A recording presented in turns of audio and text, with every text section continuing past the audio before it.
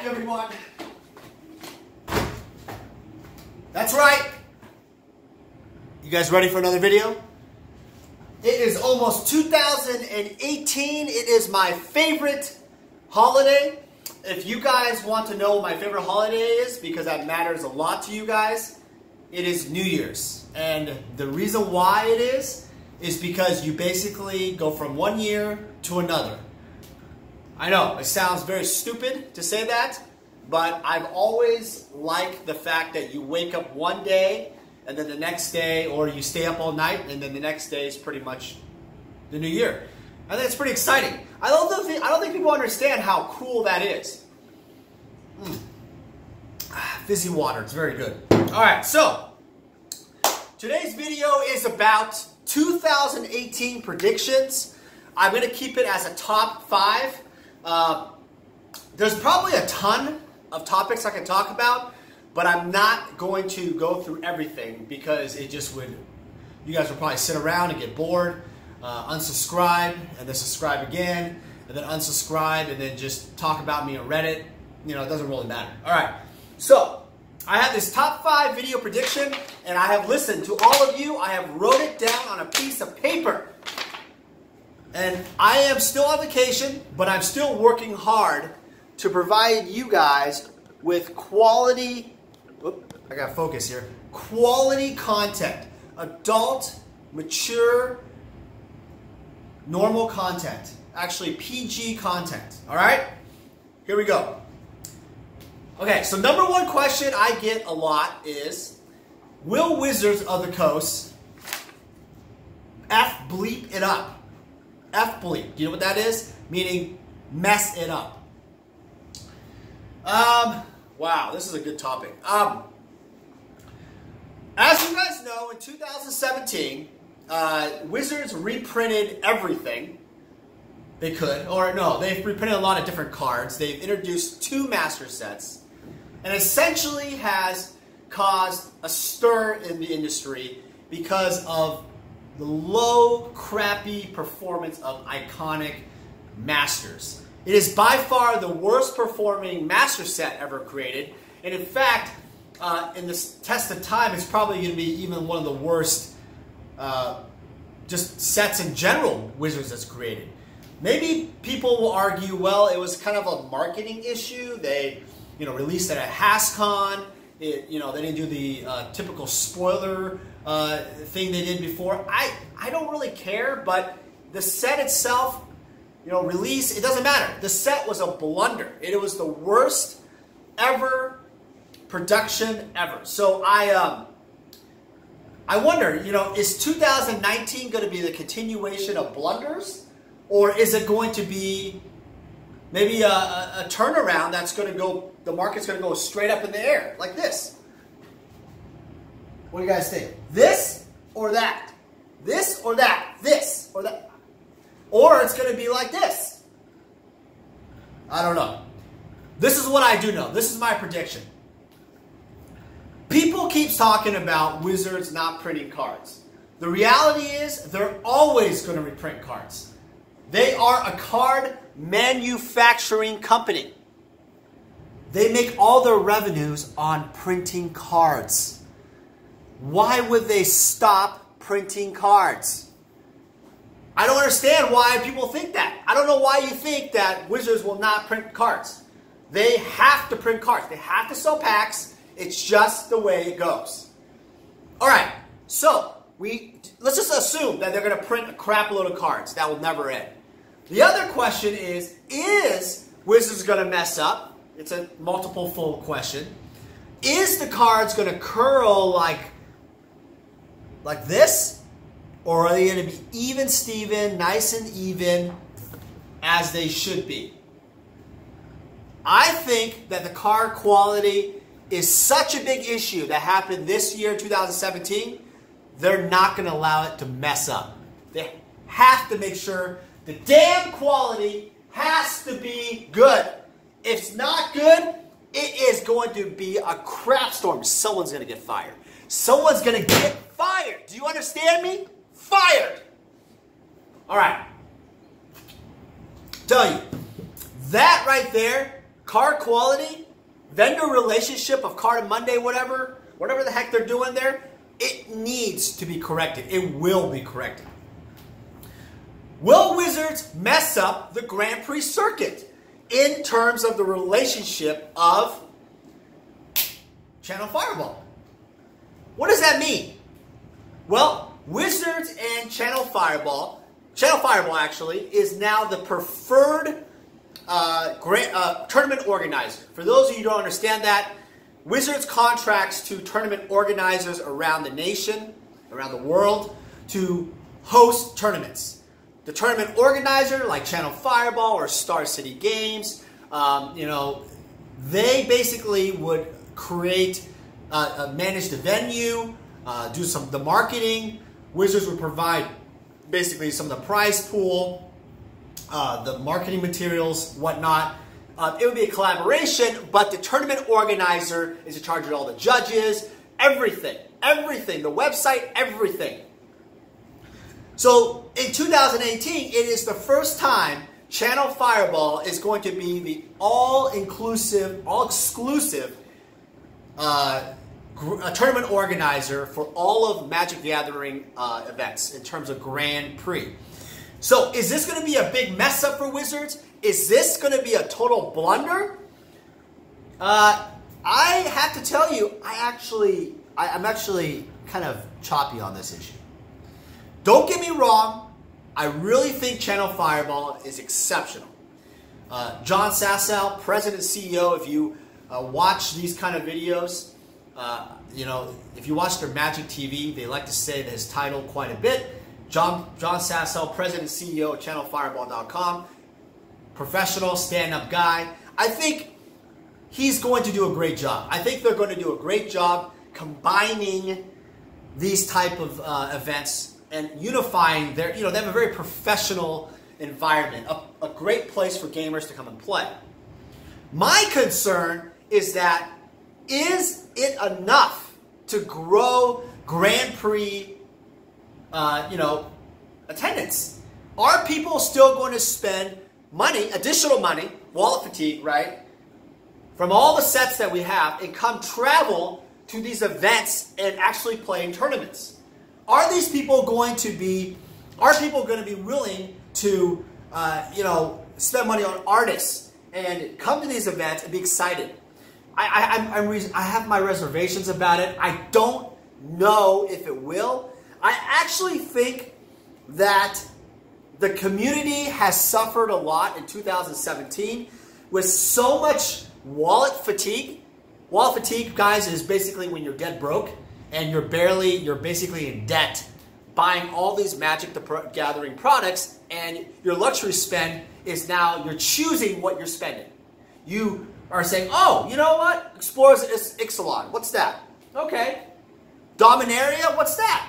Oh, another master set? Maybe 3 master sets this year. I'm just going to say off the bat, I also predict that Wizards will probably mess it up and do 3 master sets this year. That is one of my predictions. Another mess up that they will mess up. Oops. I hit the window so hard that... Okay, well, you're back, guys? You guys are back. So by the way, I'm not even using a tripod. I'm just using this crazy stand that looks like look at this, a candle. Check this out. Check this out. Look at this. Look at this thing. Look at this thing. Do you guys see this? I'm not even using a tripod. This is the quality content that you guys have asked for. So I'm going to give it to you guys. Hold on a second. Okay. Focus. Get back in action. No, I don't think Wizards is going to do it right on that way. I don't think they're going to, they're not going to end the wallet fatigue. I think they're going to continue doing more master sets. They're going to do more specialty sets because this year is the 25th anniversary of Magic the Gathering. And that means that they got to go big. Yep, this is how it's going to be. Ready? Yes, Bob, yes, yes. Hold on a second. Yes. Oh, this coffee is delicious, yes. Yes, I'm looking at my view here, my oceanfront property in Rhode Island, Providence, where Hasbro headquarters. Yes. So, yes, Wizards, 25th, yes. So, listen to me. Bob, and I'm talking about, Bob, listen. If you want to keep your job you need to make sure those boxes are printed in high frequency. Yes. No. LGS stores? What's that? What's an LGS store? Bob, listen to me. Listen to me. Listen to me. Holy crap. Bob, listen. I just spilled fizzy water on my face. And I'm telling you right now, do not, for the love of God, do not stop those presses. Do not. What? Wall of fatigue? No, you don't understand. We need to continue growing the stock share price. Ah, yes. Yes, we need to... No, I don't care. You need to keep printing the crap out of things. You understand what's going on? It's not going to end. Expect it for 2018. So yes, Channel Fireball. Back to this whole point about the topic, because I'm going off topic as usual. The main problem with Wizards is that the entire structure is like a fragile little Jenga block.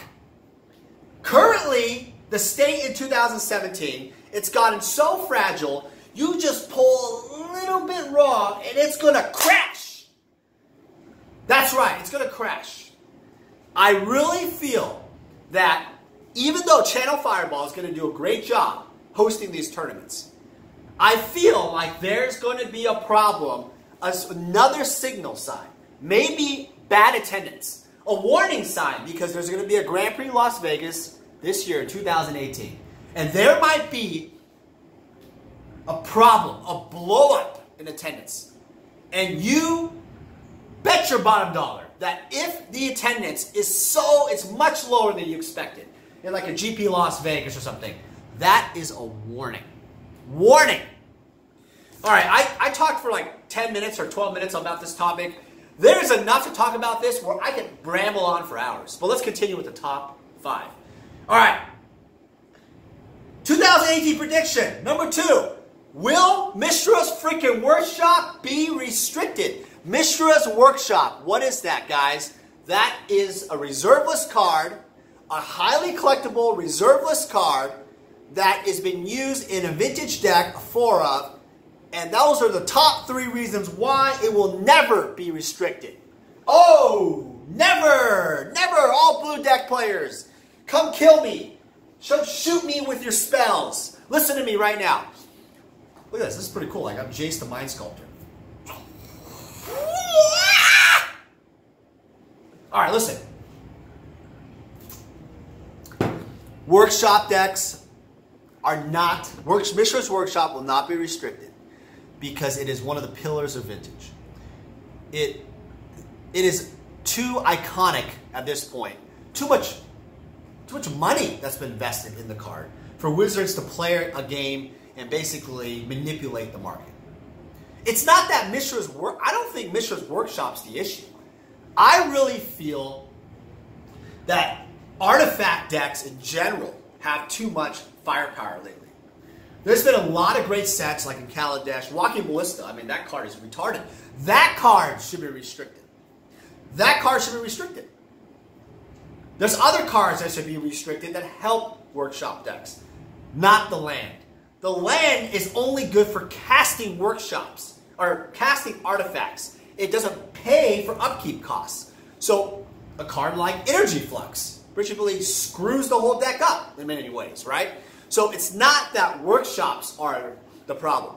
It is the fact that the other creatures, all the cool resistors, all the things that make the deck too powerful, right? Or, you know, I would say the blue decks are whining that I can't cast my little spells. I can't go off, you know, if you're a Storm player, I can't go off because you're just putting this stupid ass thing that makes me stop. I can't cast any spells, so this game sucks. I quit. That's not the problem, guys. It's because of the fact that you need to restrict some of those cards. All right, number 3. This is a good one. I got to focus here because... Hold on a second. All right, number 3. You guys still with me? All right. Number 3. Will there be unified old school MTG rules for 2018. What does that mean? Unified old school MTG rules. Well, what happens is there's two rule sets for old school Magic. There's Eternal Central, and there is the Swedish rules, which basically the Swedish gods, they adopted rules that are they don't use Revised Edition, for example. They use only Alpha Beta Unlimited, original print cards. They don't accept Collector's Edition cards or International Edition. Eternal Central accepts those cards. Also, there's a rule set that Eternal Central accepts 4 strip mines. Swedish rules does not. And I believe Mishra's Workshop is restricted for the Swedish rules. Both rule sets, I will post them on the bottom of this video. You can kind of haggle to yourself and just go crazy. But there's always been this debate about old school Magic. Do you think the rules should be combined and unified in some fashion? And my answer to this question is, I wish it was, but it's not going to happen. Why is it not going to happen, Dan? Well, this is the reason why. Okay. Think about this. You are in high school, and you have a club. You got a club in your high school, and you have a set of rules to get in that club, or fraternity, whatever, in a college, right? Now, are you going to care about what the other club is, or other fraternity, or sorority, whatever? No, you're not going to care. In fact, you're just going to be like, middle finger, and I just don't care. We have our own rules we follow, our own game group, and this game group, by the way, is pretty large now. That's been adopted, the Swedish rules. But I will tell you that that is the main reason why. That, unfortunately, as much as I think old school Magic should be something everyone should play, it doesn't matter, if you're using proxies or anything else, Collector's Edition, International Edition, whatever. I really feel in my heart that this will never happen because that every group, social setting, has their own rules. Now, unless there's some kind of bigger organization that comes in, what if Wizards came in and made some incredible tournament for old school Magic? Whoa. Yeah, what'd you just say? Wizards is going to support eternal formats? No. You mean old school Magic?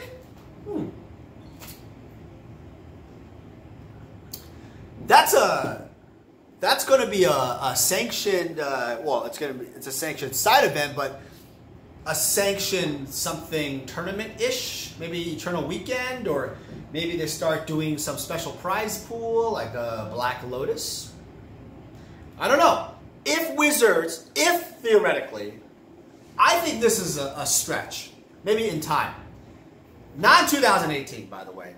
If Wizards does offer prize support and better coverage and stuff like that, and acknowledgement of old school and of Eternal formats, if they actually give Eternal, the formats, Vintage, Legacy, and Old School Magic, more press, I wouldn't doubt that you have a standardized rule set. And the reason why is because if you don't have a standardized rule set, you can't, you're not practicing and playing in the actual prized tournament by Wizards. And then if you're in your Swedish group and you're your Eternal Central group, then you're basically going to be practicing not for the real deal, right? You want to be practicing and playing with a unified format then. But is it going to happen? 2018? Hell no. Hell no. All right, next. I wrote this down because I want to make sure I get enough view count here and clicks because this channel is usually all about the old stuff. Yeah, I'm just kidding. No, I thought this was a good question for number 4. Will MTG Arena be a thing? Will MTG Magic Arena be a thing? Now, in 2017, Wizards announced the alpha and now the beta version of MTG Arena. MTG Arena, as you know, for those who don't know, is basically like a Hearthstone, fun factor, making all these noises, playing Magic. You know, it's cool. It's a cool. And I took a look at it. I thought it was cool. Did I think it was like blowout out of my mind? No, I didn't think so. I thought it was fun. But if you enjoy a fast game, something dynamic, something exciting like that, MTG Arena is for you. Do I think it's going to be a thing? A thing as in, is it going to be the next big hit? Is it going to lift Wizards out of the ocean? You know, honestly, no, it's not. Sorry. You guys can disagree with me all you want. Magic the Gathering, ladies and gentlemen, its core business is the card game. You can do all of the electronic mumbo jumbo all you want, but I don't think, this is my fundamental issue. Magic Wizards needs to focus their monies and energies on their core business. Their core business is not growing. As Mark Rosewater stated, there's like a 40% decline in growth for the last 3 years or something. I don't know what the exact number is. 8 million players, like Rudy said. 1 million, I don't care. The fact is 40 freaking percent. I just don't understand people. That is so difficult. You go to a restaurant or a hotel and you lose that many customers. How many friends are they going to tell about how crappy Magic is? Or how awful this is? Like, I buy some decks and they're worthless. Or, they just keep rotating all the cards. Or maybe my cards are curled like, like rubber bands. What's the point? These are fundamental issues. So no, I don't think MTG Arena is going to do anything for Magic if they don't fix the core issue. I do think that MTG Arena is cool. It might introduce some new people. But my main thing here is, guys, it's like putting a Band-Aid. Like, do you see this? I don't know what the hell happened here. But a Band-Aid on my elbow. A Band-Aid here, a Band-Aid on my neck, my nose, whatever. Is that going to solve the fact that I have, let's say I have like some disease inside or I have an issue internally? No, it's not. It's just to cover up what really is the reality. And the reality is we're in a very, very crippled environment for Magic. It needs to change fundamentally. It cannot be Band-Aided. I don't care how many. I don't care. That's the thing. That's the thing. Is Magic Arena going to be a thing? No. No. All right. Number 5. You guys have to go there. It has to be there. Last but not least, will Magic the Gathering investing grow? And I'm going to talk about this in terms of few topics of investing. Number 1 for investing, the Dominaria 25th anniversary thing. Magic needs, again, to do something really special for the 25th anniversary. Do I think they will actually do something cool? This also goes back to number 1, will Wizards F it up? I think that Wizards will do something special. But I'm not convinced that it's going to do anything but flatten the market or just cause people to spend more money for useless products.